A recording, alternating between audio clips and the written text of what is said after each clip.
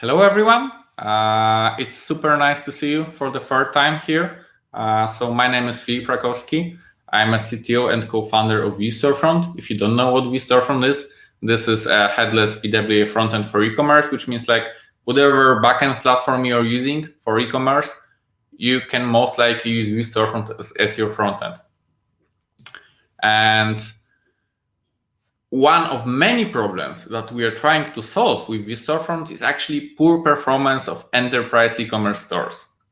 And if you run a Lighthouse score on a huge e-commerce websites, like majority of them, you will most likely see a red score, at least like in most of them. And AliExpress is always shown as an example of a great progressive web application with amazing performance. But the reality is that it is not performing very well. By the way, if you just look at this diagram, do you think the overall business performance is good on this website or bad? So thankfully for AliExpress, even though the performance is red and the score is rather low, users don't seem to be hurt by this, which we can see in this field data. So the second part of Lighthouse audit is a field data. And this is the actual data collected from the users that are using Chrome. And this is super important to also look at this data because if you're benchmarking any website, this actual score is usually the least important factor because Lighthouse test is always performed under a certain circumstances, under a certain conditions. And these conditions are the same for every test, so they're not showing actual data from your users. So as you can see, even though we have a pretty low Lighthouse score on the AliExpress, the users doesn't seem to be hurt by this. Actually, like majority of them is getting a very, very good results. And I guess this is one of the key reasons why they are leaving the performance like this, because this is just not hurting their users. And if you're benchmarking your website, remember that the only part that has a real impact on your business is field data. And lab data is there only to show you how your website performs against the standards and best practices. And you should treat this as a guideline, but this is definitely not something that business people should look at.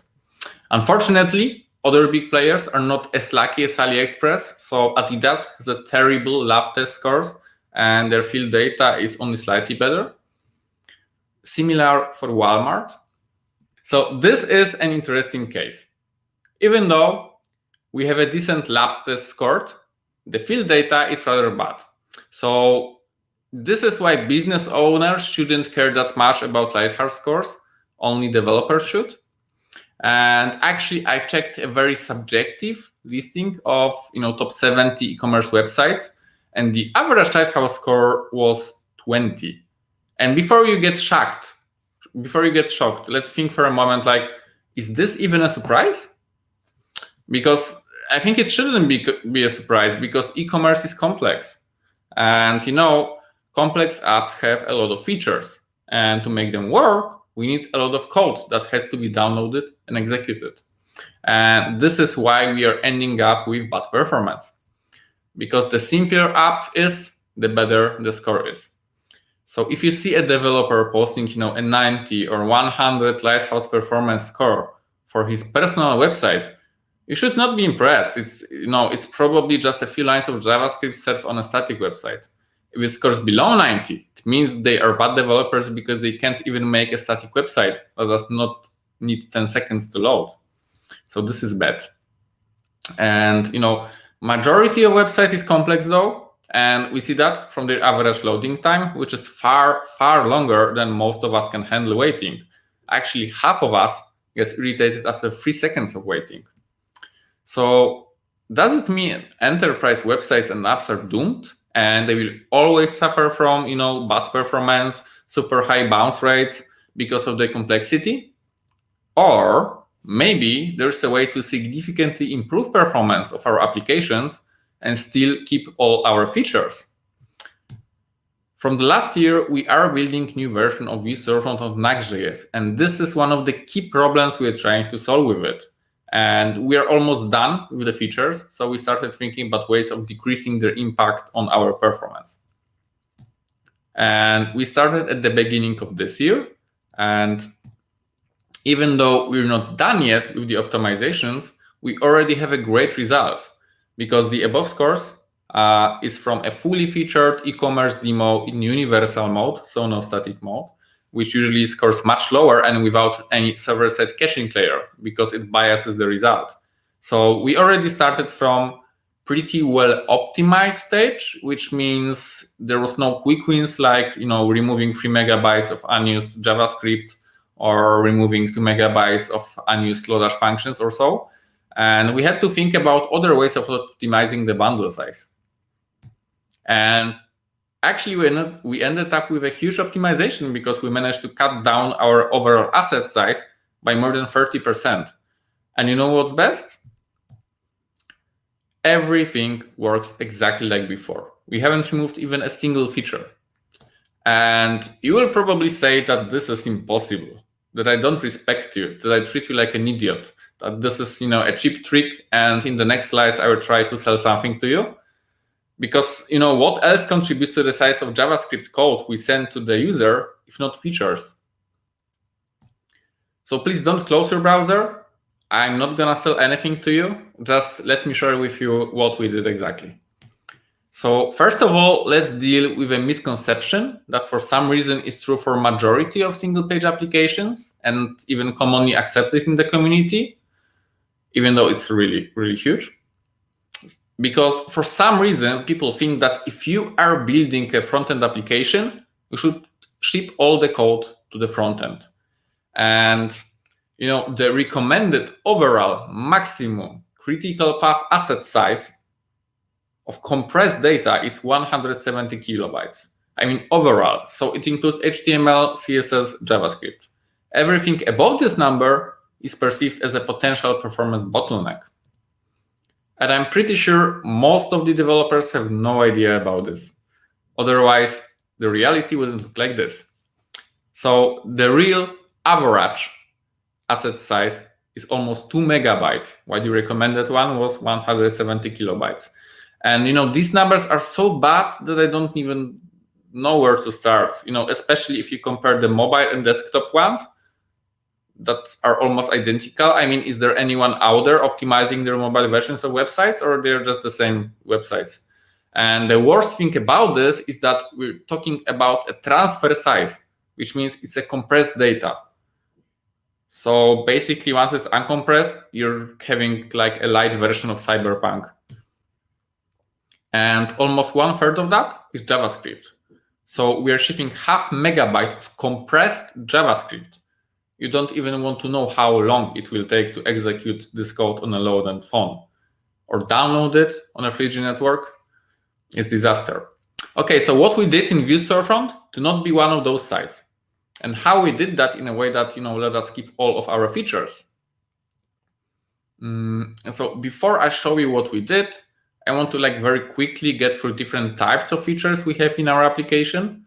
And e-commerce and CMS integrations are the ones that contribute the most to the overall bundle size of our applications. So that's the first thing that we have. And they also have their own extensions, which are in many cases also integrations by themselves with their own SDKs. Next, we have a general shop business logic not tied to any specific integration. We also have a UI logic in Vue.js, and these are mainly components, plugins, UI libraries. And we also have a lot of data transformations, as we want our code to be the same for every e-commerce backend. So no matter what platform you have at the backend, you always have the same data formats, you always have the same interfaces on the front end.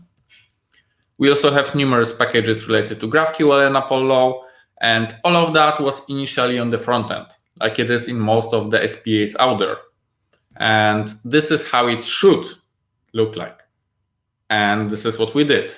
So we moved everything that was not mandatory for the UI layer to the server. And this not only contributed to much smaller bundle size, but also let us cache the result of the computation. And this, in some cases, but especially on mobile phones, can give you bigger performance benefit than the bundle size optimization. Because in mobile phones, sometimes the network is not the bottleneck, the computing power is a bottleneck. And it takes much longer actually to execute some JavaScript code there. But wait, like Apollo and queries, what I mean by this? So apart from regular optimizations that could be treated as best practices, we have a few dirty and very hacky solutions like this one. And when I was analyzing our bundle to see what we can potentially move to the server, I noticed that a huge part of it was actually related to GraphQL. So here you have an image. And I started to wonder, like, if we're even using GraphQL and Apollo in a way that can justify this huge impact on the JavaScript bundle size. And the answer was no. So did we resign from GraphQL then?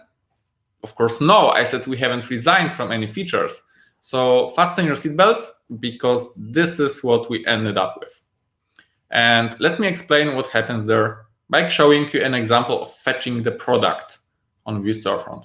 So on the front end, we're just calling a getProduct method and passing function parameters.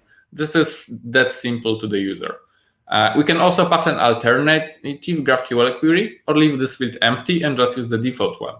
So the getProduct function is performing a REST call to our server middleware, where we moved most of our business logic.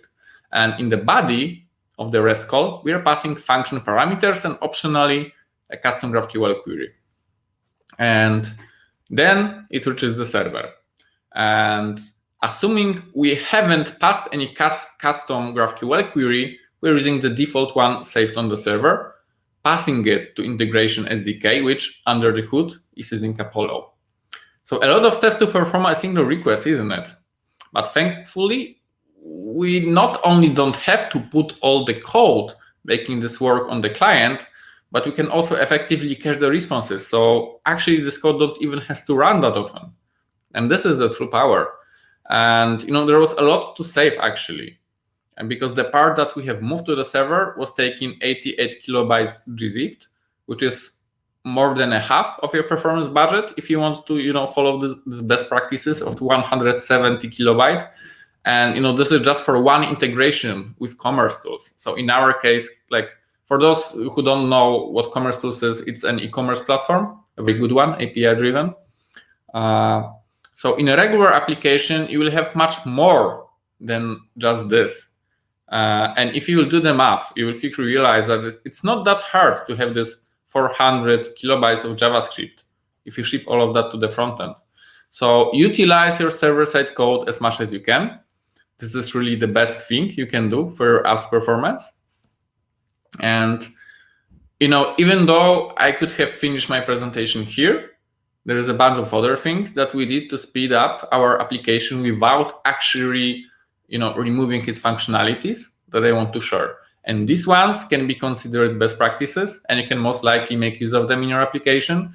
The GraphQL trick, well, it depends. It for sure saves you a lot of bundle size, and for sure it makes sense for some applications, but you have to ask yourself, like, how much of the Apollo functionalities I'm using, because you are cutting yourself off from some of the benefits by doing what we did.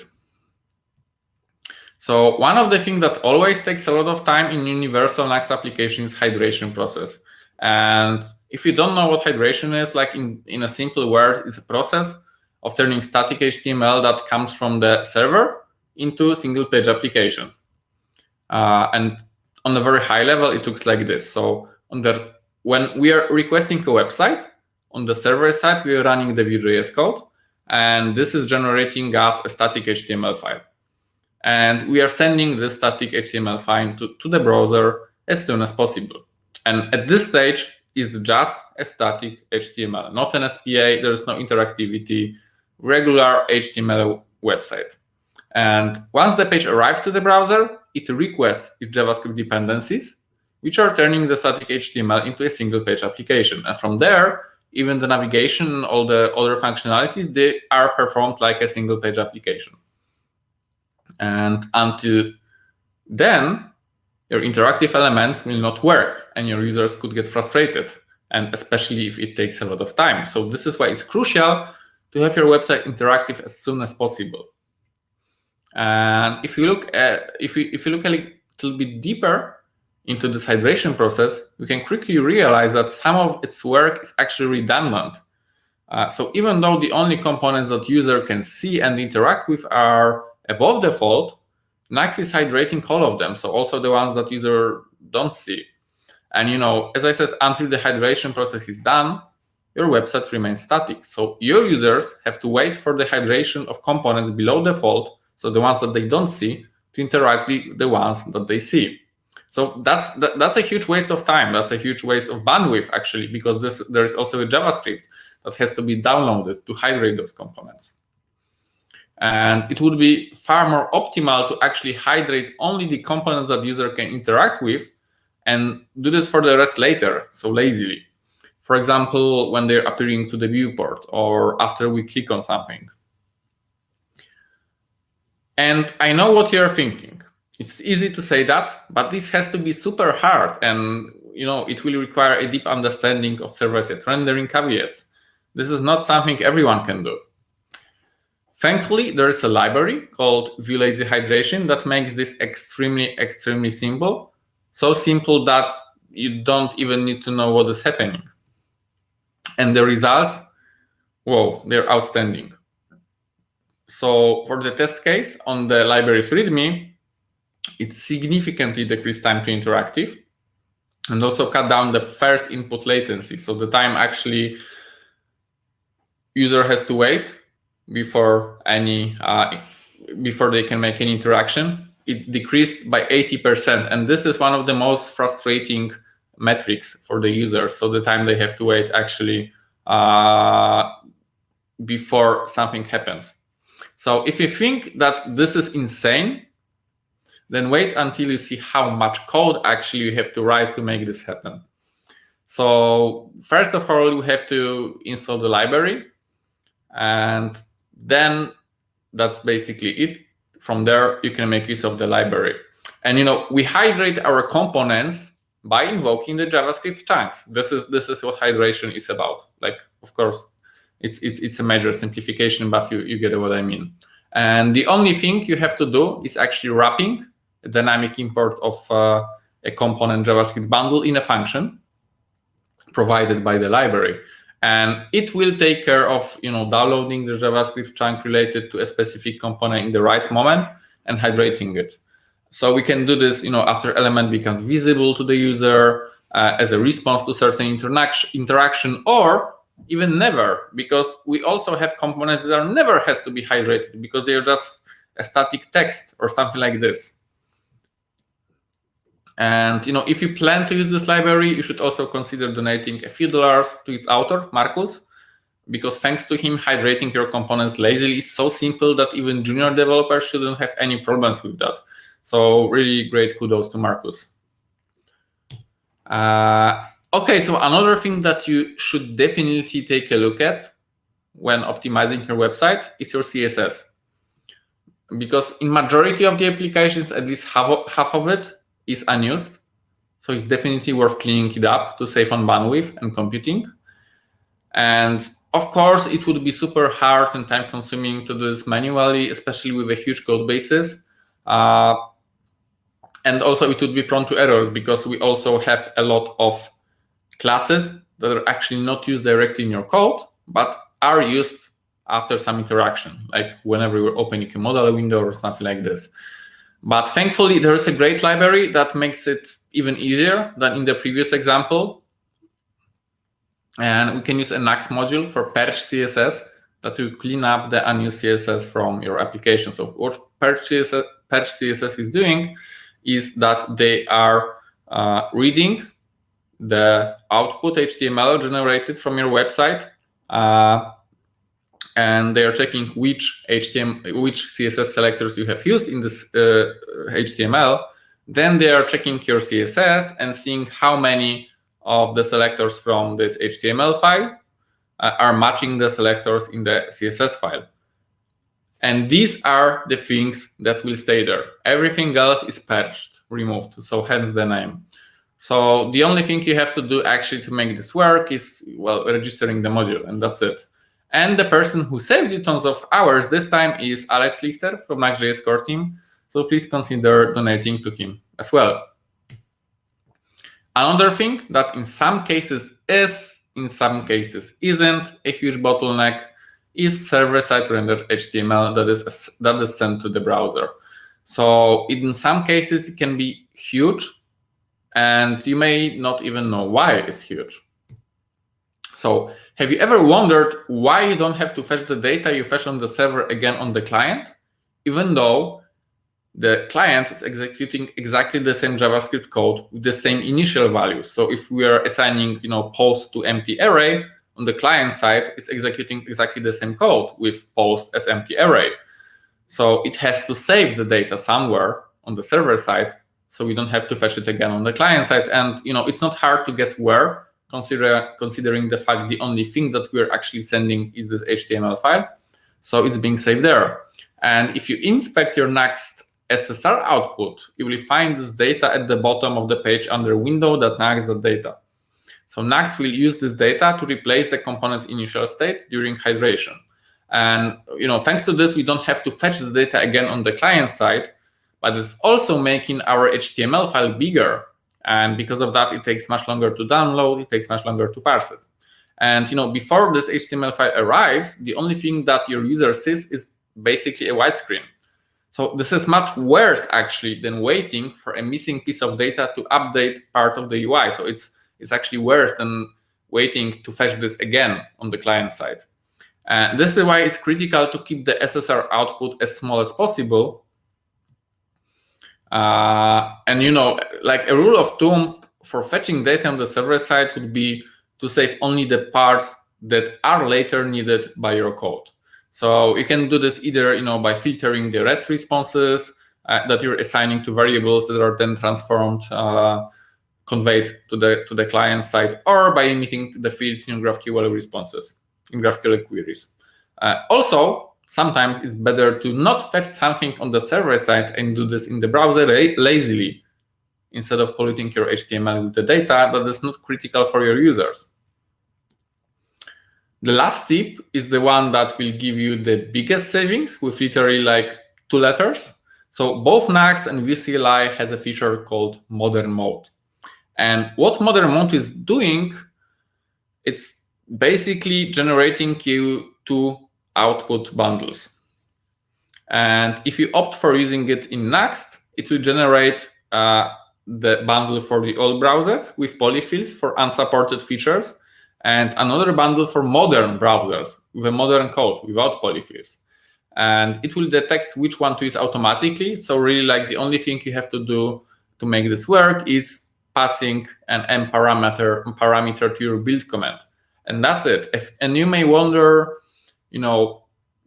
how much improvements you can expect from this. You can always see that the modern bundle is significantly smaller, but how much smaller? Well, it depends on how many modern features has to be polyfilled, because it is like the old the legacy bundle, let's call it like this. It is including only the polyfills that actually your application needs. So if you're not using async await, it will not polyfill async await, etc. And as you have seen, we haven't done anything super advanced, just followed the best practices, removed what we didn't need in the client bundles. And I hope I encourage at least some of you to look critically at every line of code you write for a browser, and to ask yourself if you really need it there. Because in most cases, I think you don't need it. So these were the most impactful things we did to improve our performance without losing features. But you know what? This is just a beginning, because there are plenty of other techniques that may not be as impactful by themselves, but combined, they can give you an amazing results, even bigger than what we just had. And one of the best sources I know about where you can read about most of them is yearly Front-End Performance Checklist on Smashing magazine. So if you haven't read it already, I think I can't recommend it enough. And that's all I wanted to share today. I hope you learned something useful and that you will learn even more from other talks. So thanks for your attention and goodbye.